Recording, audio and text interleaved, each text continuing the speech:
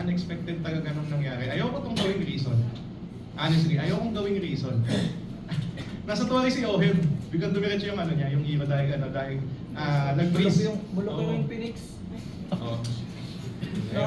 Pauwi na ako, yung cellphone ko dumiretso. Alam ng mga pwede dito sa replay, nasa may likod na ako ng tore. Re-recall na lang ako, tapos yung joystick ko, dumiretso sa suyo. Hindi ko alam kung anong nangyari sa cellphone, hindi ko alam eh. Pauwi na ako nun eh, tapos biglang dumiretso yung hero ko sa suyo. Sobrang disaster nang nangyari. Nakakainis lang. Ayun. Pero, sabihin na natin nga, may mangyayari tayo ng ganun, unexpected na events na hindi namin makokontrol. Pero it is what it is. Sabi ko nga, ayaw kong gawing reason. Tayo lang kami doon. Sabihin natin hindi din nangyari yun. Hindi din natin kung ano magiging result. Pero tinatanggap namin yung pagkatalo namin gracefully. Gusto ko lang i-share kung ano yung nangyari tayo kanina.